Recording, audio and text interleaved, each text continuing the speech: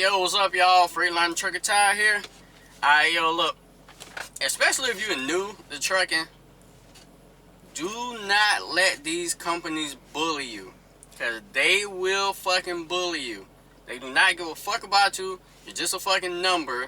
They're gonna try and put peer pressure and all this other shit on you so you can go to New York and all these places that they know is dangerous and shit, or they know trucks don't belong, and they'll still send you there for them to make money. No, motherfuckers in this industry don't mind stepping on your back to get to the next level and to do some other shit. So there was now I'm not telling y'all to do none of this shit, but I'm just saying learn to stand up for yourself, especially in the trucking industry. There was a truck driver. It was him and his family. He was in a company truck working for Russians, which I got a story of that shit coming soon. Working for Russians. He had all his shit in the truck. Wife, wife, daughter, and a dog. And he wanted to go home. They kept running him in the northwest area, like Utah, Arizona, Seattle, Washington. And so when he got to like Arizona, he decided to deadhead home. He lived in Texas. By the time he got to New Mexico, the company called the police and said that he was stealing the truck. Just because he wanted to go home, and every time they say they would get him home, they kept running him back to the northwest, and he got fed up. So what happened was the police came, found the truck, pulled his ass over, and put him, the old lady, the daughter, and the dog out of the truck along with all of their belongings right on the side of the road, and had the truck towed. This is why I tell y'all, do not keep an ass of shit in the damn truck. Don't keep your whole family in the fucking truck, especially when it's not your truck. Because at any given fucking minute, these companies can just cut you off, take the truck, and leave your ass hanging. And most guys don't have the fucking money at random to just transport their whole fucking family and all this shit that they own all the way back to whatever state they live in at a fucking moment's notice and shit. And so another truck driver who worked for the same company, no, he didn't like that shit because he don't like bullies. I don't like fucking bullies either. I hate that type of shit, especially when it's a company bullying you. So he went and he picked up the guy and he dropped the guy and his family off in Texas. And then what he did was he took their truck all the way down there to like Laredo or some shit, somewhere along the border. And first he took it to a shop, had the engine taken out of the motherfucker, and then had the truck towed to a truck stop and put into a parking lot, and then told him the key was in the truck. So when they sent the driver down there to pick up the truck, because they tried to get another driver to do it first, but he wouldn't do it because he didn't want to go that close to the fucking border because of the Mexicans. Because they steal a lot of shit and they make you pay to get your own shit back. So when the guy got down there to get the truck, he said it wouldn't crank up. So when he looked under the hood, whole fucking engine gone. Yo, them people was fucking pissed. The people at the company was pissed in the motherfucker. And they tried to sue him, but they couldn't find his ass again because, of course, he's a truck driver. You can pick up, move, go, change his address, all that other shit. The only thing they had was his social security number. So that was one guy. Another guy was he had his own truck and he was hauling the company's trailer. And so he delivered a load and turned in his paperwork on the last day of payroll. Well, they didn't process his paper on the last day. They did it the day after that, even though he turned it in earlier that morning. So when the next day came and they processed it, they took all the fees out for that week, even though he turned it in on the previous pay week. So he wasn't supposed to have any fees coming out of that shit. And he was mad as hell and tried to get them to fix the problem, and they refused to fix it. Their mentality was like most companies. Oh, well, we did it. Oh, well, it's done. What are you going to do about it? Just haul another load. Get over it. No, that's these companies' mentality. So he said, fuck it. So what he did was, he took the trailer down to, I think, Brownsville, Texas, or El Paso, Texas. Somewhere close as fuck to the border again. And he left the trailer there Well, the trailer got picked up by one of those Mexicans, and they took that shit across the border. If you ain't know shit about anywhere along the border of Texas, the Mexicans down there will steal shit off your truck, or they will steal your whole fucking trailer. Ask Prime. Ask Prime about it.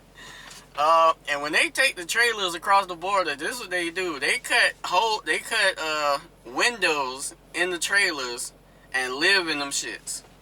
They turn them shits into a fucking mobile home trailer with a built-on AC compressor, basically. Bruh, I'm trying to tell you, they crazy down there. You gotta be very fucking careful down there in Laredo, El Paso, Brownsville, all that shit.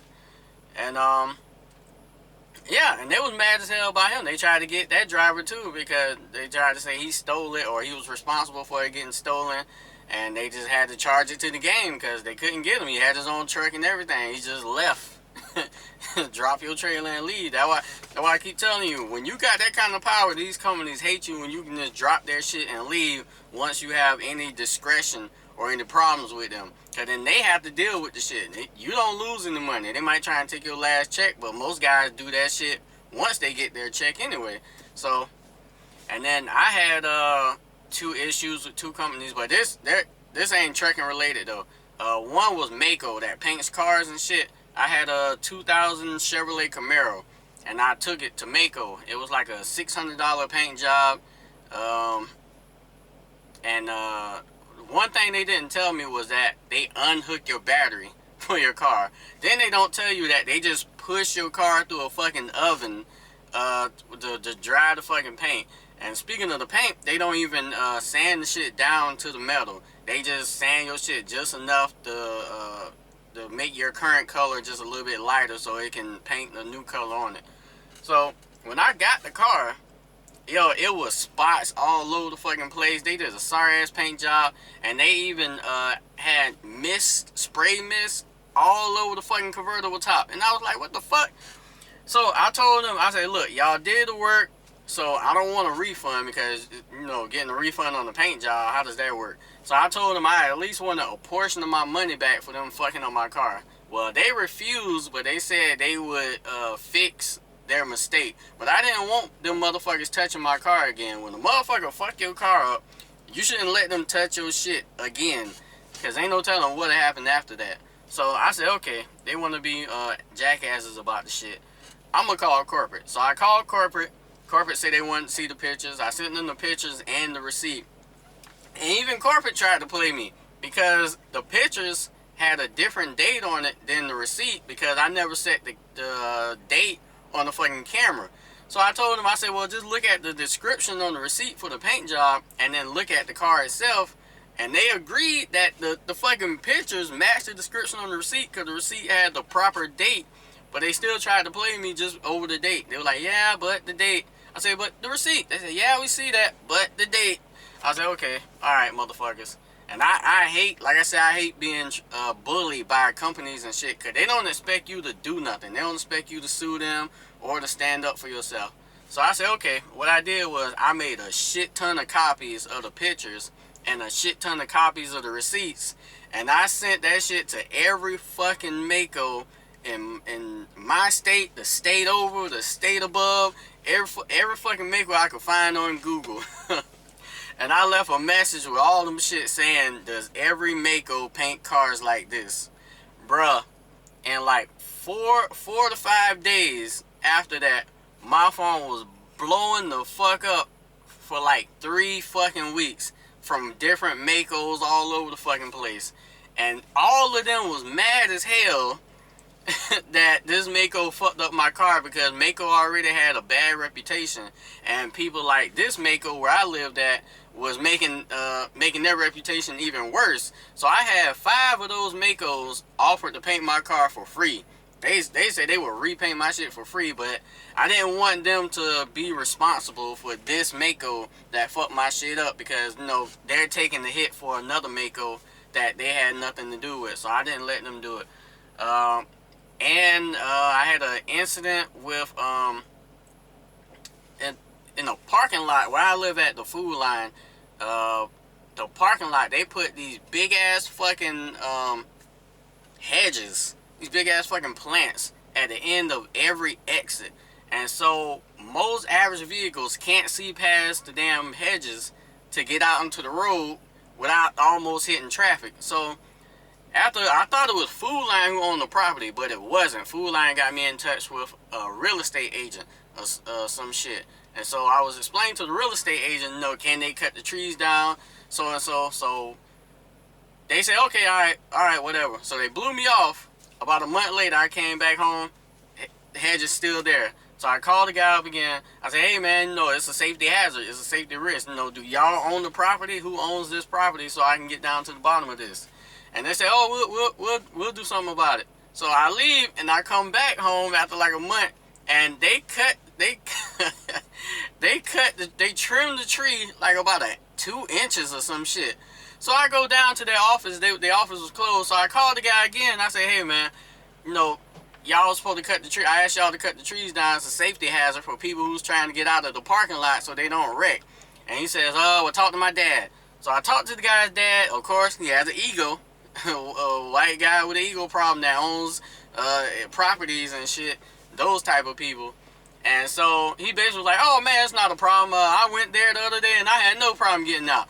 My friend didn't have no problem getting out either. I said, okay, alright, whatever. So I talked to all the people in the plaza, because there's a Food Line with a plaza. I talked to all the people that work there, customers coming in, and I asked them, hey, is there a problem for you getting out? Can you see past the hedges? Everybody said no, they couldn't see, and they had problems, and it was even worse at night. So I said, okay. So I messaged the first guy, the son of the guy who I just got off the phone with, and I said, hey man, look, I tried to work with y'all on this shit for months. You never told me who owns the property. I said, this is what I'm gonna do.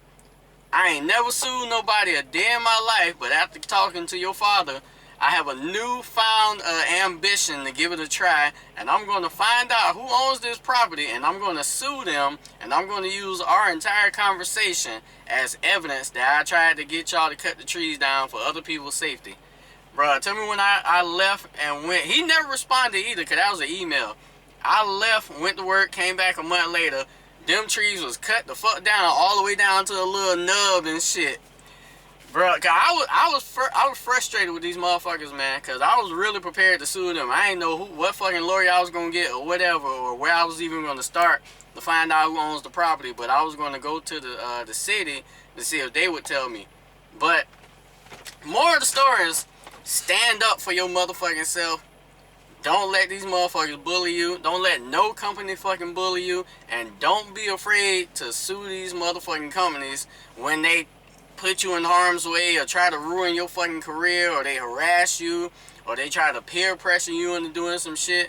Trust me, it's easy for these companies to lose in the lawsuit, because the majority of the time they're at fault and they can't really prove that they're not at fault.